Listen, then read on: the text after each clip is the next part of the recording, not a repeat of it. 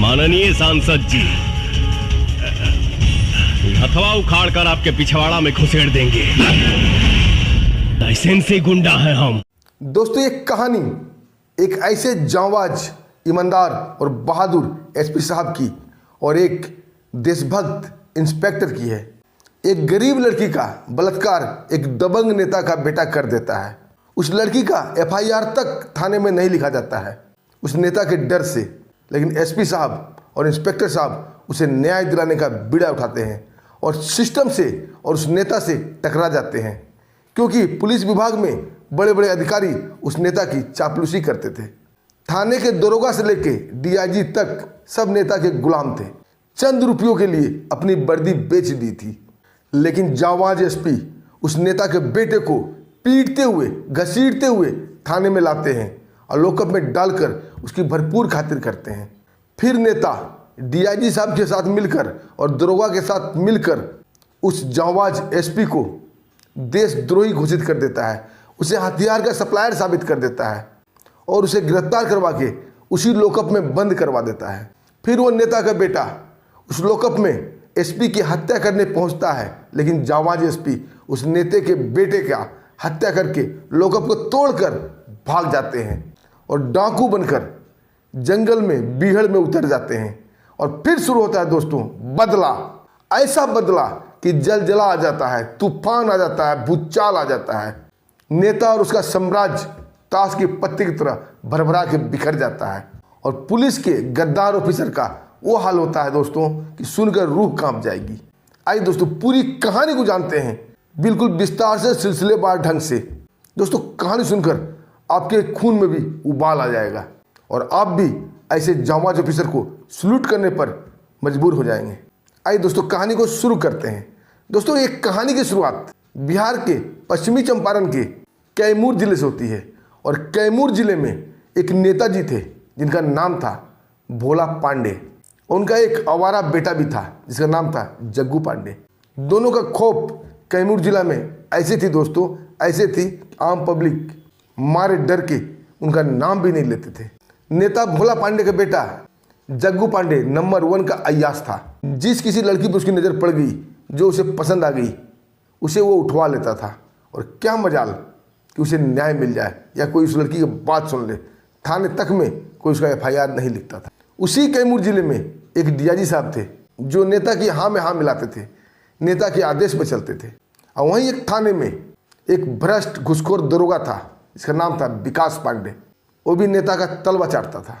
और उसी थाने में एक जांबाज ईमानदार इंस्पेक्टर भी था जिसका नाम था करीम खान, जो अपनी ड्यूटी पूरी ईमानदारी से करता था, अपनी वर्दी की इज्जत को बचाए रखा था।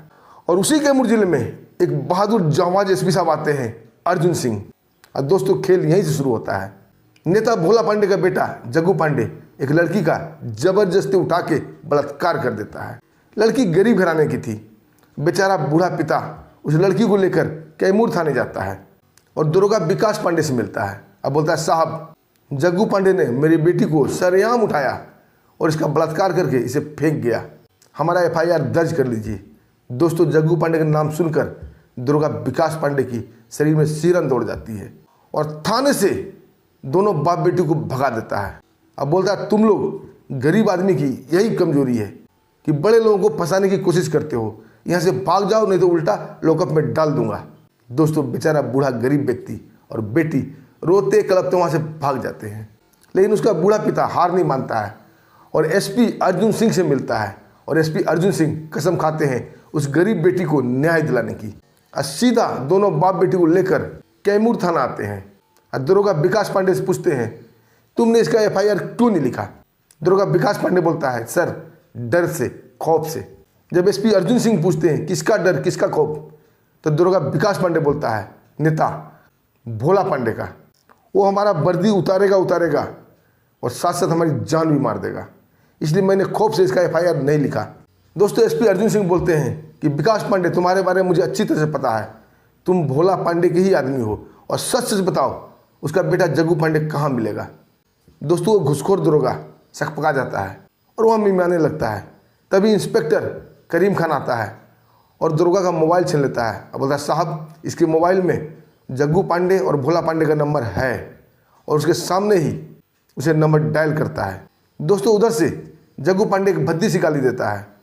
अब फिर एसपी साहब उस नंबर का लोकेशन ट्रेस करते हुए सीधा पहुंच जाते हैं जग्गू पांडे के पास और जग्गू पांडे को उठा के ज़बरदस्ती घसीटते हुए पीटते हुए थाने में लाते हैं और उसे लॉकअप में डाल दिया जाता है। उसकी भरपूर कुटाई होती है। वो गद्दार दरोगा विकास पांडे एसपी साहब को समझाने की कोशिश करता है कि साहब पंगा मत लो, ये नेता का बेटा है और नेता का दबंगई यहाँ खूब चलता है, आपको वो छोड़ेगा नहीं। तभी एसपी अर्जुन सिंह बोलते हैं, मिस्टर विकास पांडे, खौफ के साए में रहने वाले को वर्दी पहनने का कोई अधिकार नहीं है, बेहतर है को तुम ये वर्दी उतार दो, तुम्हारे लिए वर्दी नहीं बनी है। तभी दोस्तों नेता को ये पता चलता है और धड़धड़ाते हुए अपने काफिला के साथ उस थाने में पहुंचता है और थाने के लॉकअप में अपने बेटे को देखकर वो अपना आपा खो देता है। कहें कि बेटे की कुटाई बहुत अच्छी तरह से हुई थी। उसका बेटा रो रो कर बोल रहा है कि पिताजी इस एसपी ने मुझे बहुत मारा है। और दोस्तों नेता अपने बेटे को देखकर बिल्कुल बौखला जाता है और एसपी की तरफ दौड़ते हुए बोलता है, एसपी तेरी ये औकात, तू मेरे बेटे को लॉकअप में डाले। आज जोर से थप्पड़ एसपी साहब को मारना ही चाहता था। एसपी साहब उसका हाथ बीच में ही पकड़ लेते हैं। अब बोलते हैं, सांसद महोदय अपने हाथ को संभाल के रखिए, नहीं तो इस हाथ को उखाड़ कर आपके पिछवाड़े में डाल दूंगा। दोस्तों नेता भोला पांडे तिलमिला कर रह जाता है। अब बोलता है, इसने क्या किया है? एसपी साहब ग्रस्त हुए बोलते हैं, इसने बलात्कार किया है एक गरीब मासूम लड़की का। तभी वो नेता बोलता है, क्या सबूत है तुम्हारे पास? वो लड़की झूठ बोल रही है और इसे फंसा रही है। उस 2 टके की लोंडिया करने पर तूने मेरे बेटे को लॉकअप में डाला, इतना पीटा, इसे छोड़ दो, ये निर्दोष है। तभी एसपी अर्जुन सिंह बोलते हैं, ये दोषी है या निर्दोष, इसका फैसला कल कोर्ट में होगा, जज साहब इसका फैसला करेंगे। तभी नेता गुस्से में बोलता है, तुम 2 टके के पुलिस वाले मेरे बेटे को, भोला पांडे के बेटे को कोर्ट में घसीट कर ले जाओगे। तभी एसपी साहब मुस्कुराते हुए बोलते हैं कि नेताजी कोर्ट में ही सच और झूठ का फैसला होता है। तभी नेता बिल्कुल चिड़चिड़ा जाता है और एसपी की आंखों में आंखें डाल के बोलता है, एसपी तुम्हें वर्दी का घमंड है ना, तुम्हें इसी स्टार का घमंड है ना, कल 10 बजे से पहले कोर्ट खुलने से पहले तुम्हें मैं सस्पेंड करवा दूंगा, तेरा सस्पेंशन लेटर तेरे टेबल पर होगा। तभी एसपी साहब बोलते हैं, नेताजी अभी शाम के 6 बज रहे हैं और सुबह 10 बजने तक मेरे पास 16 घंटा टाइम है और आप समझ सकते हैं कि आपके बेटे का 16 घंटे में क्या हाल करूंगा। आपको जो उखाड़ना है उखाड़ लो, ये 16 घंटा मेरे अंदर रहेगा और 16 घंटे में इसका वो हाल करूंगा कि अपने जन्म लेने पर भी पछताएगा। किसी लड़की का बलात्कार करना तो दूर, ये मूतने के लिए भी इसे शिलाजीत खाना पड़ेगा। और नेता को इशारा करता है जाने का। दोस्तों भनभनाते हुए नेता वहाँ से निकल जाता है और गाड़ी पर बैठे बैठे नेता अपने चमचे, अपने दलाल डीआईजी को फ़ोन करता है। अब बोलता है, डीआईजी उस पागल एसपी ने मेरे बेटे को गिरफ्तार किया है और लॉकअप में उसे पीट रहा है, जल्दी उसे छुड़ाओ। दोस्तों डीआईजी साहब बोलते, नेताजी आप घबराइए मत, मैं कुछ ही घंटे में आपके बेटा को लेकर मैं पहुंच रहा हूं आपके बंगले। और दोस्तों फटाफट फ़ोन काटता है और तुरंत थाने में फ़ोन लगाता है। थाने में रिंग बज रहा है, लेकिन उठाने वाला कोई नहीं। एक दरोगा उठाने की कोशिश करता है तो एसपी साहब उसे मना कर देते हैं। अब बोलते हैं, रात को फ़ोन किसी शरीफ आदमी का नहीं आता है, गुंडे बदमाश या कोई पैरवीकार का आता है। अब फ़ोन नहीं उठाते हैं और लॉकअप में घुसकर उस नेता के बेटा का खूब जम के पिटाई करते हैं। नेता की बेटे की चीख दूर दूर तक गूंज रही थी, लेकिन एसपी साहब उसके ऊपर रहम नहीं करते हैं और एसपी साहब बोलते हैं, तुम्हारा वो हाल करूंगा कि किसी लड़की की तरफ आंख उठा के दोबारा देख नहीं पाएगा। तभी दोस्तों डीआईजी साहब आनन फानन में उस थाने में प्रवेश करते हैं और नेता की बेटे की पिटाई देख जोर से बोलते हैं चिल्लाकर, एसपी अर्जुन सिंह तुम अपने कानून को हाथ में ले रहे हो, ये क्या तमाशा बना रखा है। तभी एसपी अर्जुन सिंह भी चिल्लाते हुए बोलता है कि साहब मैं कानून का हाथ में नहीं ले रहा, बल्कि मैं इस लफंगे को कानून की पावर दिखा रहा हूँ। डीआईजी साहब बोलते हैं, छोड़ दो इसे। एसपी अर्जुन सिंह बोलता है, नहीं सर, ये अब कोर्ट से ही छूटेगा। डीआईजी साहब बोलते हैं, किसी के आरोप लगाने से क्या होता है, मैं कहता हूँ ये निर्दोष, ये शरीफ नागरिक है, इसे छोड़ दो। तभी एसपी अर्जुन डीआईजी की आंखों में आंखें डाल के बोलता है कि साहब मुझे पता है आप भी नेता के दलाल हो, चमचे हो, भाग जाइए यहाँ से, नहीं तो मैं भूल जाऊँगा कि आप मेरे डीआईजी हैं, मेरे सीनियर हैं। दोस्तों डीआईजी घबरा के वहाँ से भाग जाता है। दोस्तों दूसरे दिन कोर्ट में पेशी होती है और कोर्ट में नेता अपने आदमियों की फौज खड़ा करता है, वकील की फौज खड़ा करता है और उसके आदमी डराते धमकाते भी हैं और डर से कोई गवाह, कोई सबूत वहाँ प्रकट नहीं होता है। और सबूत और गवाह के अभाव में जज साहब भोला पांडे के बेटा जग्गू पांडे को बाइज्जत बरी कर देते हैं। दोस्तों नेता अपने बेटे को लेकर अपने घर पे आ जाता है दोस्तों इधर नेता का आलीशान बंगले में नेता अपने बेटे के साथ बैठा हुआ है। बेटा उसका करा रहा है और बोल रहा है, पापा मैं एसपी से बदला लूंगा, जब तक मैं उसे जान से नहीं मार दूंगा तब तक मुझे चैन नहीं मिलेगा। तभी दोस्तों डीआईजी साहब नेता के बंगले में प्रवेश करते हैं। उनके हाथ में एसपी अर्जुन सिंह का सस्पेंशन लेटर था और बड़ा खुशी खुशी बोलते हैं कि नेताजी मैंने एसपी अर्जुन सिंह को सस्पेंड करवा दिया है, ये रहा उसका लेटर। दोस्तों उसको देखकर नेता काफ़ी आग बबूला होता है और नेता डीआईजी को एक भद्दा से गाली देते हुए बोलता है कि डीआईजी इस लेटर को फोल्ड करके अपने पिछवाड़े में डाल लो और कान खोल के एक बात सुन लो, उस एसपी के बच्चे ने मेरे फूल से बच्चे को कितना मारा है, जानवर की तरह पीटा है और मैं भी उस एसपी को इस बाजार में दौड़ा दौड़ा कर कुत्ते की तरह मारूंगा, तब मुझे चैन मिलेगा। और हाँ, अब उस एसपी को सस्पेंड नहीं करना है, नहीं उसका ट्रांसफ़र करना है, वो यहीं रहेगा और मेरे हाथों मरेगा। और दोस्तों नेता भोला पांडे और उस डीआईजी के साथ बैठकर प्लानिंग करने लगता है। डीआईजी साहब बोलता है कि नेताजी मैं इस वर्दी कसम खा के बोलता हूँ, उस एसपी अर्जुन की मैं वो हालत करूँगा, आपका बदला मैं ज़रूर लूँगा। और दोस्तों नेता में और डीआईजी में प्लानिंग फिक्स हो जाती है और रात के समय उस थाने पर नेता के गुंडे हमला कर देते हैं और इंस्पेक्टर रहीम खान उसका मुकाबला करते हैं और मुकाबला करते हुए एसपी को फ़ोन करते हैं, साहब थाने में हमला हो गया है। एसपी अर्जुन सिंह आनंद फानंद वहाँ पहुँचता है और गुंडों के साथ मुकाबला शुरू हो जाता है।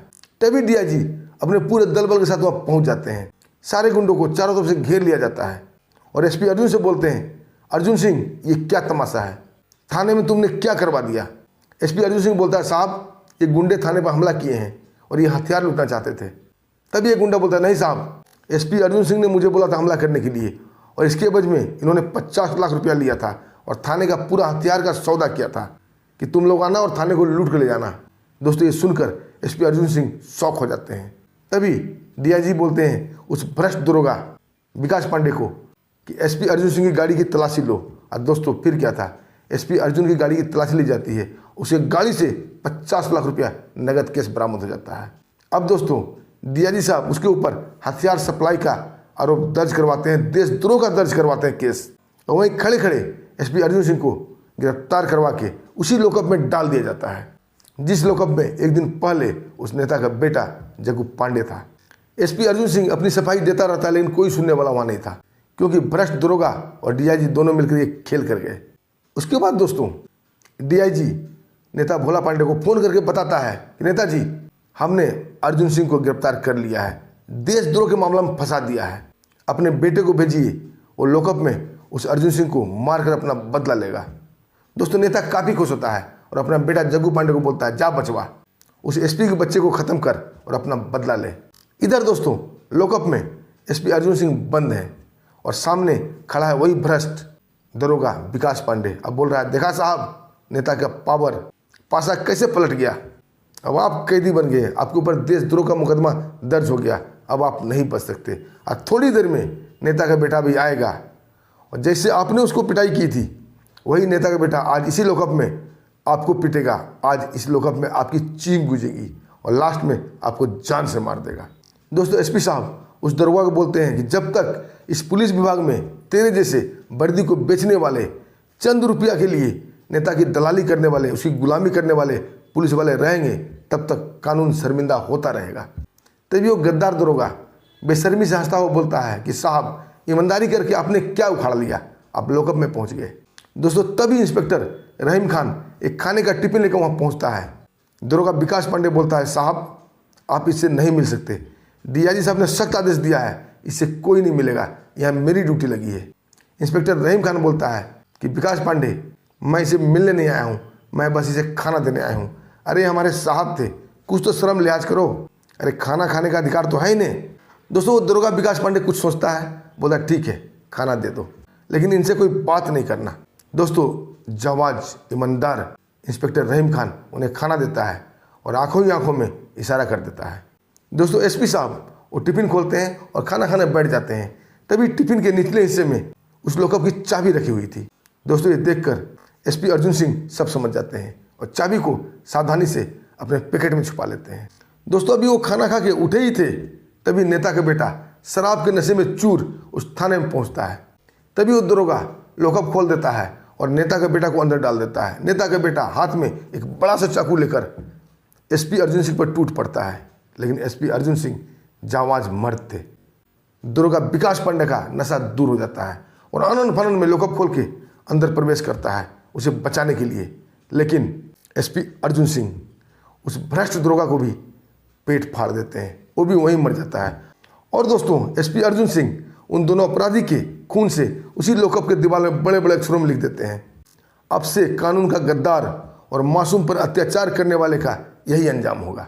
और दोस्तों वहाँ से एसपी अर्जुन सिंह भाग जाते हैं और सीधा बीहड़ में प्रवेश कर जाते हैं। दोस्तों आपको मालूम होगा पश्चिमी चंपारण का कैमूर जिला जंगलों के लिए प्रसिद्ध है। बड़े घने बड़े खतरनाक जंगल है वहाँ, कई अभयारण्य भी हैं वहाँ। और दोस्तों एसपी अर्जुन सिंह अपना नाम बदलते हैं और अपना नाम रखते हैं जोगावर सिंह।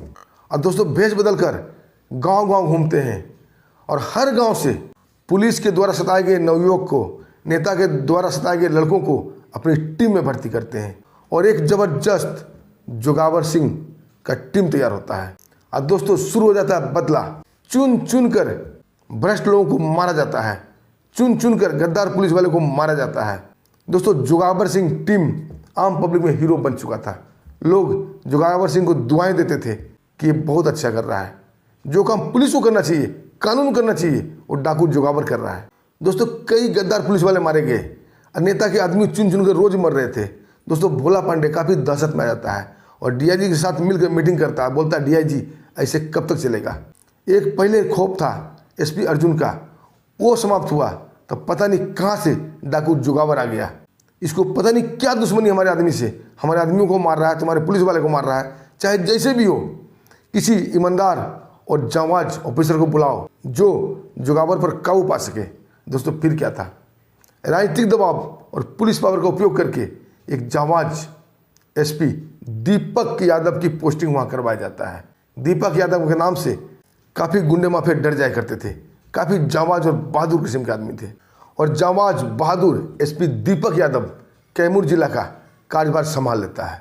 उन्हें जिम्मा सौंपा जाता है जोगावर सिंह को कैसे भी पकड़ना है, जिंदा या मुर्दा। काफ़ी राजनीतिक प्रेशर उसके ऊपर पड़ रहा था, अफसरों का भी दबाव आ रहा था और एसपी दीपक यादव सब काम छोड़ के जुट जाते हैं जोगावर सिंह को पकड़ने के लिए। उसका साथ देते हैं इंस्पेक्टर करीम खान।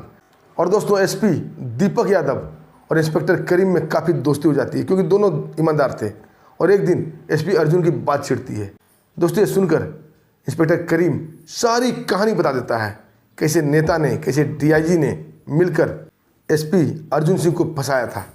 जब पूरा कहानी एसपी दीपक यादव सुनते हैं वो भी काफ़ी प्रभावित होते हैं एसपी अर्जुन सिंह से और बहुत ही दुख व्यक्त करते हैं। इतने ईमानदार, इतने जांबाज ऑफिसर का अंजाम ऐसा नहीं होना चाहिए। और एसपी दीपक यादव बोलते हैं इंस्पेक्टर करीम हमें जोगावर को पकड़ना है, चाहे जैसे भी हो, जिंदा हो या मुर्दा हो। और दोस्तों कई ड्रोन मंगवाया जाता है, जंगल में ड्रोन से निगरानी की जाती है। उसके बाद जैसे ही जोगावर का लोकेशन का पता चलता है, एसपी दीपक यादव अपने दल बल के साथ वहाँ जोरदार हमला करता है। दोस्तों एसपी अर्जुन सिंह बने जोगावर को ये नहीं पता था कि हमला इतना जोरदार होगा। दोनों तरफ से कई घंटे मुकाबला होते हैं, कई पुलिस वाले भी मारे जाते हैं और जोगावर के आदमी भी कई मारे जाते हैं। अंत में जोगावर सिंह अड्डा छोड़ के भाग जाता है अपने आदमियों के साथ और एसपी दीपक वहाँ रेड मारकर बहुत सारा हथियार, बहुत सारा गोला बारूद बरामद करता है और लेकर उसे थाने आता है। सभी लोग एसपी दीपक को शाबाशी दे रहे थे, मीडिया पत्रकार सब आ गया था और चारों तरफ दोस्तों उनका नाम काफ़ी छा जाता है। डीआईजी आते हैं और एसपी दीपक को शाबाशी देते हैं। एसपी दीपक बोलता है कि साहब आज तक जोगावर सिंह का किसी ने फोटो तक नहीं देखा है, कोई उसे पहचानता तक नहीं है, लेकिन मैं आपको विश्वास दिलाता हूँ जोगावर सिंह को जरूर पकड़ूंगा। तभी एक पत्रकार एसपी दीपक से पूछता है कि सर कब तक जोगावर सिंह पकड़ा जाएगा। एसपी दीपक बोलते हैं कि मैंने रेड किया, उसके ऊपर हमला किया, उसे कई आदमी मारे गए, हथियार का जखीरा पकड़ा गया। अब वो डाकू जोगावर कमज़ोर पड़ चुका है, उसकी कमर टूट चुकी है, अब वो लाचार हो गया है, दोबारा फिर हमला करूंगा और उसको पकड़ूंगा। इधर दोस्तों एसपी अर्जुन सिंह जो डाकू जोगावर बने थे घायल शेर की तरफ फुफकार रहे थे और कह रहे थे बदला बदला बदला, चाहे जैसे भी हो पुलिस वाले से बदला लेंगे और एसपी दीपक को जरूर मारेंगे। और दोस्तों वो भी एक रणनीति बनाते हैं, एक प्लानिंग बनाते हैं और प्लानिंग ये होता है कि कुछ डाकू उस खंडहर में रहेंगे और मुकाबला करेंगे, बाकी डाकू दूर जंगल में फैले रहेंगे। जैसे ही फायरिंग की आवाज़ होगी पुलिस के ऊपर दो तरफा हमला करेंगे और सभी पुलिस वाले को जिंदा सरेंडर करवाना है और एक एक को चुन चुन के मारना है। दोस्तों प्लानिंग फिट हो जाती है और कुछ ही दिनों बाद एसपी दीपक अपने पुलिस बल के साथ फिर से ड्रोन से निगरानी करते हैं और उस खंडहर पर जहाँ की जोगावर का अड्डा था वहाँ हमला करते हैं, लेकिन यहीं वो मात खा जाते हैं। अड्डे पर मात्र 2-3 डाकू थे जो चारों तरफ से मुकाबला कर रहे थे और बाहर से फायरिंग की आवाज़ सुनकर सारे डाकू पूरे पुलिस वाले को घेर लेते हैं, उनका हथियार छीन लेते हैं, उन्हें एक जगह इकट्ठा कर लिया जाता है और अपने नेता जोगावर को बोलते हैं कि सरदार, हमने पूरे पुलिस वाले को पकड़ लिया है। दोस्तों, वो जोगावर काफ़ी गुस्से में आते हैं और बोलते हैं मैं सभी पुलिस वाले को मार दूंगा। और जैसे ही आते हैं तैसे ही उनकी नज़र पड़ती है इंस्पेक्टर करीम खान पर। दोस्तों, इंस्पेक्टर करीम खान भी जैसे ही जोगावर को देखता है वो चौंक जाता है और बोलता है साहब आप, दौड़ कर आकर एसपी अर्जुन सिंह बने जोगावर से गले लग जाता है। बोला साहब, आपके जाने के बाद हम अनाथ हो गए, आपको पता नहीं कहाँ कहाँ ढूंढा साहब, लेकिन आप नहीं मिले। दोस्तों, ये देखकर एसपी दीपक हतप्रत रह जाता है। तभी एसपी अर्जुन जो जोगावर बने थे वो बोलते हैं करीम खान तुम हट जाओ सामने से, मैं इस एसपी दीपक को मार के रहूँगा। तभी इंस्पेक्टर करीम खान बोलता है नहीं साहब, ऐसा अनर्थ नहीं कीजिएगा, आपके जाने के बाद पहली बार पुलिस महकमा में कोई ईमानदार आदमी आया है जो कि नेता की गुलामी नहीं कर रहा है, और वह है एसपी दीपक जो कि आपके समान ही ईमानदार और जांबाज है। और दोस्तों, इंस्पेक्टर करीम खान दोनों में दोस्ती कराता है। और दोस्तों, वहाँ बैठकर दोनों एसपी साहब प्लानिंग फिक्स करते हैं, पूरी कहानी को जानते हैं, क्या क्या हुआ, कैसे कैसे हुआ। दोस्तों, ये सुनकर एसपी दीपक के भी आंखों से आंसू निकल जाते हैं। तभी एसपी दीपक बोलते हैं एसपी अर्जुन से कि साहब ऐसा कब तक चलेगा, कब तक आप डाकू के भेष में रहोगे, इससे बेहतर है कि आप आत्मसमर्पण कर दो, अब पूरे भेद का भंडा फोड़ करो कि नेता ने डीआईजी ने आपको फंसाया था। एसपी अर्जुन सिंह कुछ देर सोचते हैं और बोलते हैं तुम ठीक बोल रहे हो, मुझे 48 घंटे का वक्त दो, मैं उस नेता को मारकर आत्मसमर्पण करूंगा। दोस्तों, उसके बाद एसपी दीपक यादव अपने दल बल के साथ थाने लौट आता है। इधर दोस्तों एसपी अर्जुन पूरे शहर में पंपलेट छपवा देता है कि 48 घंटे के भीतर भीतर नेता भोला पांडे को मैं मार दूंगा। दोस्तों, ये पढ़कर, ये देखकर, ये सुनकर भोला पांडे के 53 कांप जाते हैं और डीआईजी की शरण में आता है और बोलता है डीआईजी चाहे जैसे भी हो उस जोगावर को मारो, नहीं तो वो मुझे मार देगा। दोस्तों, डीआईजी साहब एसपी दीपक को अपने ऑफिस में बुलवाते हैं और डांटते हुए बोलते हैं कि एसपी दीपक, तुम्हारे नादानी से, तुम्हारी गलती से ही जोगावर इतना उग्र हुआ है।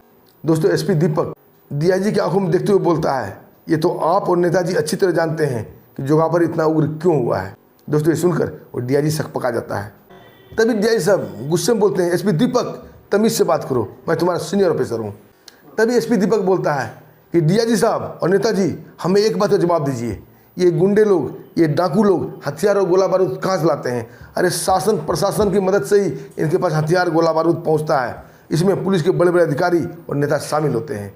दोस्तों, ये सुनकर डीआईजी जोर से चिल्लाता है कि एसपी दीपक होश में बात करो।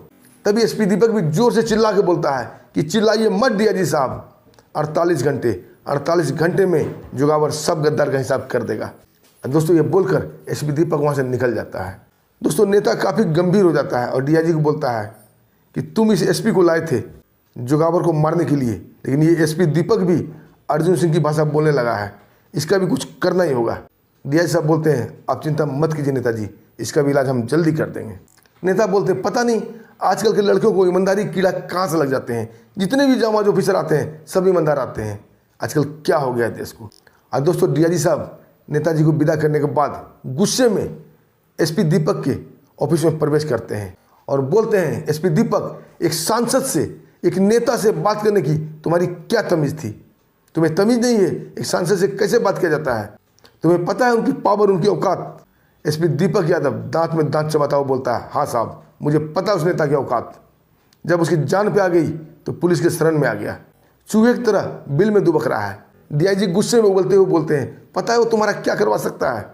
एसपी दीपक भी गुस्से में जोर से बोलते हैं हाँ मुझे पता है, वो मेरा ट्रांसफ़र करवा सकता है, मेरी वर्दी उतरवा सकता है, मेरी पोस्टिंग करवा सकता है, मुझे सस्पेंड करवा सकता है, लेकिन वर्दी का डर मुझे नहीं। वर्दी का डर तुम जैसे भड़ुए नेता के दलाल को होता है, जो चंद सिक्के के लिए, चंद रुपयों के लिए नेता के तलबे चाटते, उसके जूती चाटते हैं और वर्दी को बदनाम करते हैं। तभी डीआईजी जोर से चिल्ला के बोलते हैं एसपी दीपक औकात में बात करो। तभी एसपी दीपक भी चिल्ला के बोलते हैं कि डीआईजी साहब मैं औकात में ही हूँ, अगर औकात से बाहर जाता ना तो आप जैसे गद्दार को कब का गोली मार देता। आप देशद्रोही हो, गद्दार हो, नेता के गुलाम हो, चमचे हो, आप वर्दी को बेचने वाले हो। तभी डीआईजी साहब जोर से चिल्लाते हैं एसपी दीपक, और एसपी दीपक साहब भी जोर से चिल्ला के बोलते हैं कि डीआईजी साहब, आप जैसे अपराधी की वजह से ही, आप जैसे करप्ट की वजह से ही, आप जैसे दलाल की वजह से ही गुंडे और अपराधी पनपते हैं। अगर पुलिस अपने पे आ जाए ना, कोई भी अपराधी अपराध करने से पहले मुँह देगा। तभी डीआईजी साहब बोलते हैं तुम हद से गुजर रहे हो एसपी दीपक। एसपी दीपक उसी टोन में बोलते हैं डीआईजी साहब, अगर मैं हद से गुजरता ना, आप जैसे नेता के भड़ुओं को यहीं गोली मार देता। तभी डीआईजी बोलते हैं तुम मुझ पर इल्जाम लगा रहे हो, क्या सबूत है तुम्हारे पास? तभी एसपी दीपक बोलते हैं जब कोई पुलिस वाला ईमानदारी से वफादारी से काम करना चाहता है, तब तक तुम्हारे से भ्रष्ट ऑफिसर उसका ट्रांसफ़र कर देते हैं, उसकी वर्दी उतरवा देते हैं, उसे सस्पेंड कर देते हैं। और इसका ताज़ा उदाहरण एसपी अर्जुन सिंह है। आप याद कीजिए आपने एसपी अर्जुन सिंह के साथ क्या किया है। तभी डीआईजी गुस्से में बोलते हैं एसपी दीपक, तुम्हें पता है मैं तुम्हारा सीनियर ऑफिसर हूँ। और एसपी दीपक भी उसी टोन में बोलता है आप मेरे सीनियर नहीं, आप नेता के तलवा चाटने वाले भड़ुए हो, नेता के दलाल हो, जो चंद सिक्के के लिए अपना वर्दी, अपना ईमान नेता के जूतों के नीचे दफन कर दिया है। तभी डीआईजी गुस्से में पागल हो जाते हैं, बोलते हैं मैं तुम्हारा वर्दी उतरवा दूंगा। और एसपी दीपक भी गुस्से में बोलते हैं अरे तुम क्या वर्दी उतरवाओगे, मैं 48 घंटे के बाद खुद ये वर्दी उतार कर तेरे खूंटी में टांग दूंगा। इंतजार कर 48 घंटे का और देख क्या होता है, सबका हिसाब होगा। और तेरा बाप वो नेता भोला पांडे नहीं बचेगा। अगर तुम एक बाप की औलाद हो तो अपने बाप उस नेता भोला पांडे को बचा के दिखा। दोस्तों 48 घंटे कुछ भी नहीं होता है, ऐसे ही गुजर जाते हैं, क्योंकि भोला पांडे जमीन दोज हो गया था और डीआईजी भी जमीन दोज हो गया था। और 48 घंटे के बाद डीआईजी एसपी दीपक के ऑफिस में पहुंचते हैं। एसपी दीपक को बोलते हैं एसपी दीपक, 48 घंटे गुजर गए, तुमने कसम खाया था 48 घंटे में वो सरेंडर कर देगा या तुम उसे पकड़ के लाओगे। कहाँ है जोगावर सिंह, तुमने तो पकड़ा नहीं। तभी एसपी दीपक बोलता है, बड़ा ही सैराना ढंग से बोलता है कि डीआईजी साहब सतर्क रहिएगा, जोगावर बड़ा ही खतरनाक, बड़ा ही जादूगर है, आपके आंख से सुरमा चुरा लेगा और आपको पता तक नहीं चलेगा। डीआईजी बोलते हैं बड़ा तुम पक्ष ले रहे हो जोगावर का। तभी एसपी दीपक बोलते हैं वो आदमी ही ऐसा है, जो कोई उसे मिलेगा उसका ही पक्ष लेगा।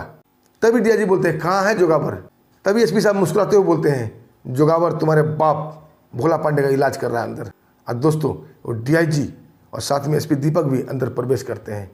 अंदर एसपी अर्जुन सिंह जो जोगावर सिंह बने थे, नेता को कवर किए हुए थे, खूब जम की धुनाई कर रहे थे।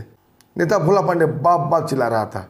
और दोस्तों डीआईजी को देखते ही दौड़ के आता है, बोलता है मुझे बचाओ। तभी डीआईजी अपना पिस्टल निकालकर एसपी अर्जुन उर्फ जोगावर के ऊपर तान देते हैं। अब बोलते एक कदम भी आगे बढ़ाया तो गोली मार दूंगा। दोस्तों एसपी अर्जुन अपना सीना तान के उसके पिस्टल के पास हट जाते हैं। अब बोलते हैं तुम्हारे हाथ में, तुम्हारे दिल में, तुम्हारे गुर्दे में इतना ताकत नहीं कि तुम मुझे गोली मार सको। मैं एक मर्द हूँ, एक ईमानदार ऑफिसर हूँ, और ईमानदार ऑफिसर को तुम्हारे से नेता के दलाल और भड़ुए गोली नहीं मार सकते। दोस्तों डीआईजी साहब पूरे पुलिस फोर्स को आदेश देते हैं कि जोगावर सिंह को गोली मार दो। दोस्तों पूरे पुलिस फोर्स अंदर प्रवेश करती है और जैसे ही सबको पता चलता है ये जोगावर सिंह ही एसपी अर्जुन सिंह हैं, दोस्तों सबके हाथ से हथियार झुक जाता है। जब डीआईजी ये देखकर काफ़ी गुस्सा हो जाते हैं, अब बोलते हैं मैं आदेश दे रहा हूँ इसका अंत करो। तभी पुलिस का इंस्पेक्टर करीम खान बोलता है साहब हमें आदेश मिला है डाकू जोगावर को मारने का, न कि एसपी अर्जुन सिंह को मारने का। ये हमारे बहादुर जावाज एसपी अर्जुन सिंह हैं, इन्हें मैं नहीं मार सकता। दोस्तों सारे पुलिस वाले उनके हाँ में हाँ मिलाते हैं। अपने सीनियर ऑफिसर, ईमानदार ऑफिसर को देखकर काफ़ी खुश होते हैं। और दोस्तों एसपी अर्जुन हाथ जोड़ देता है डीआईजी के सामने। अब बोलता है साहब अगर मैं चाहूँ तो पूरी की पूरी मैगजीन आपकी खोपड़ी में उतार दूंगा और इस नेता की खोपड़ी में भी उतार सकता हूँ, लेकिन मुझे ऐसा नहीं चाहिए। मुझे बदलाव चाहिए, बदलाव। आपके मार देने से कुछ भी नहीं हासिल होगा। फिर एसपी अर्जुन और एसपी दीपक दोनों मिलकर डीआईजी साहब को समझाते हैं कि साहब अपनी पावर को पहचानिए, अपनी वर्दी की पावर को पहचानिए। आप डीआईजी हैं, पूरे जिले के मालिक हैं, अपनी पुलिस फोर्स की पावर को पहचानिए। क्यों इस नेता के चलते अपने आप को बदनाम कर रहे हैं? कहीं ऐसा ना हो आम पब्लिक का बचा कुचा विश्वास भी पुलिस से उड़ जाए और साहब इसका पाप आपको लगेगा। क्यों ऐसा कर रहे हैं? सरकार आपको सब कुछ दे रही है, पेमेंट अच्छा दे रही है, बंगला दे रही है, गाड़ी मोटर सब सुख सुविधा दे रही है, फिर क्या कमी पड़ गई जो आप इस नेता की गुलामी कर रहे हो? दोस्तों सुनकर डीआईजी साहब भी जग जाते हैं। उन्हें भी अपनी वर्दी की पावर का एहसास होता है, काफ़ी शर्मिंदा होते हैं और हाथ जोड़कर एसपी अर्जुन और एसपी दीपक को बोलते हैं तुम दोनों ने मुझे जगा दिया। मुझे आज एहसास हुआ कि मैं क्या हूँ। आज मेरा दिल करता है तुम दोनों को सैल्यूट करूँ। और दोस्तों जोरदार सैल्यूट दोनों को मारते हैं। अब बोलते हैं मैं अपने पाप का प्रायश्चित करना चाहता हूँ। तभी वो नेता चिल्लाता है कि डीआईजी तुम भी गद्दार निकले। अरे तुम्हारी औकात तो होमगार्ड बनने की नहीं थी, मैंने तुम्हें प्रमोशन दिलवा दिलवा के डीआईजी तक पहुँचाया और तुम मुझसे गद्दारी कर रहे हो। तभी डीआईजी अपना पिस्टल निकालते हैं। अब बोलते हैं मैं अपने पाप का प्रायश्चित कर रहा हूँ। कहते ही वो नेता को गोली मार देते हैं। दोस्तों कोर्ट ऑफ इंक्वायरी बैठती है और डीआईजी साहब सारा सच बता देते हैं और अपनी गलती पर शर्मिंदा होते हैं और आखिरकार एसपी अर्जुन को वापस वर्दी मिल जाती है।